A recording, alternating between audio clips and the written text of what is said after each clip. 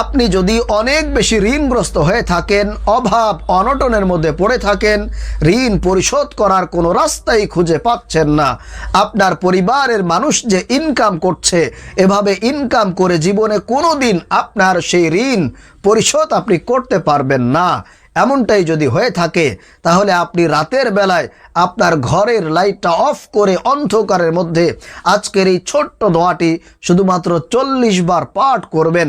নবীজি বলেছেন এই দোয়াটি পাঠ করার পর আল্লাহ রাব্বুল আলামিন হয়তো আপনাকে ঋণ পরিশোধ করার তৌফিক দিবেন, না হয় অন্য কারোর মাধ্যমে হলেও আপনার সেই ঋণ পরিশোধ করার ব্যবস্থা আল্লাহ রাব্বুল আলামিন করিয়েই দিবেন ইনশাআল্লাহ তাআলা। প্রিয় ভাইরা মা বোনেরা, গুপ্ত ধন পেয়ে হলেও আল্লাহ রাব্বুল আলামিন আপনার সেই ঋণকে পরিশোধ করার ব্যবস্থা করে দিবেন, যদি আপনি শতভাগ মনের মধ্যে বিশ্বাস নিয়ে আল্লাহর উপরে পরিপূর্ণ ইয়াকিন রেখে আজকের এই নিয়মটি ফলো করে যদি আমলটি করতে পারেন। প্রিয় ভাইরা মা বোনেরা, আমি আপনাদেরকে বলবো, আসলেই যদি আপনি অনেক বেশি ঋণগ্রস্ত হয়ে থাকেন, অভাব অনটনের মধ্যে পড়ে থাকেন, অনেক বেশি দুশ্চিন্তা টেনশনের মধ্যে যদি আপনি পড়ে থাকেন, ঠিকমতো ঘুমাতে পারেন না, ঋণের কারণে অভাবের কারণে চিন্তায় চিন্তায় আপনি শেষ হয়ে যাচ্ছেন, তাহলে আমি বলবো অবশ্যই আজকের এই ছোট্ট দোয়াটি আপনি কষ্ট করে অন্ধকারের মধ্যে 40 বার পাঠ করবেন। আল্লাহ রাব্বুল আলামিন অবশ্যই আপনার ঋণকে পরিশোধ করার ব্যবস্থা করে দিবেন, আপনার সকল অভাব অনটন দারিদ্রতা দূর করে আপনাকে সচ্ছলতার জিন্দেগি দান করবেন ইনশাআল্লাহ তাআলা। আজকের এই আমলটি করতে হবে আপনাদেরকে দোয়ায়ে ইউনুসের মাধ্যমে। দোয়ায়ে ইউনুস এটা এমন একটি দোয়া, এই দোয়াটি পাঠ করার কারণে হযরত ইউনুস আলাইহিস সালামকে আল্লাহ রাব্বুল আলামিন মাছের পেট থেকে তাকে উদ্ধার করেছিলেন, তাকে সেই কঠিন বিপদ থেকে মুক্তিদান করেছিলেন। যখন আল্লাহ রাব্বুল আলামিনের হুকুমে মাছ ইউনুস আলাইহিস সালামকে গিলে ফেলেছিল, ঠিক সেই মুহূর্তে ইউনুস আলাইহিস সালাম এই দোয়াটি পাঠ করেছিলেন, আর আল্লাহ রাব্বুল আলামিন এই দোয়াটি পাঠ করার কারণে তার উপরে সন্তুষ্ট হয়ে কিন্তু তাকে সেই কঠিন বিপদ থেকে মুক্তি দিয়েছিলেন। এজন্যে আপনি যে অভাবের মধ্যে আছেন, ঋণের মধ্যে আছেন, আপনার অভাব অনটনের কারণে আপনি শেষ হয়ে যাচ্ছেন, তাহলে এটাও আপনার জন্য বড় একটি বিপদ, বড় একটি আতঙ্ক।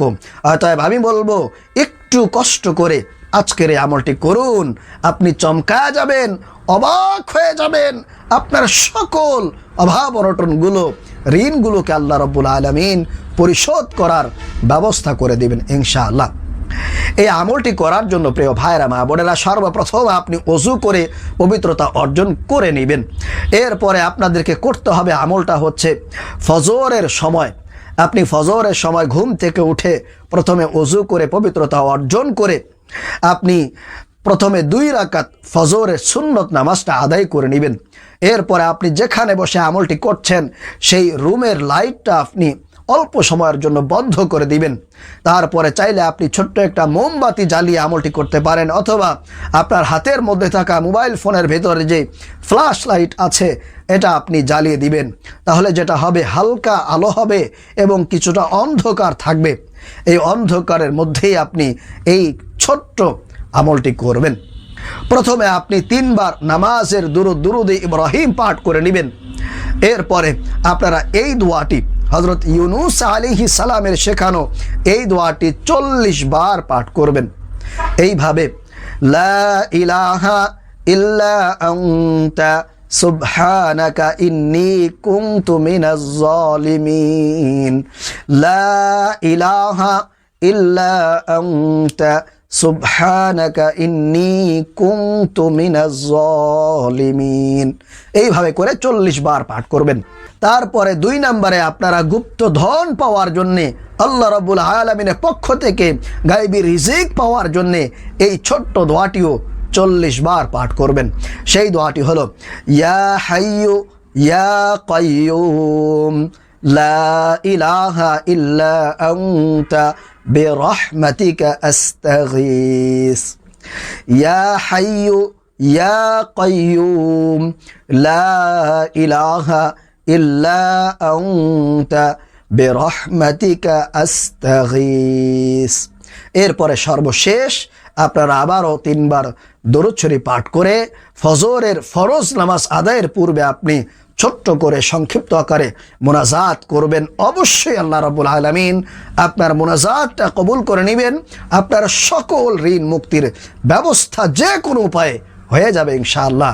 খালি আল্লাহর উপরে আপনি পরিপূর্ণ ভরসা রেখে আমলটি করবেন, ইনশাআল্লাহ আপনার সকল অভাব অনটন, দারিদ্রতা, দুঃখ কষ্ট দূর হয়ে যাবে।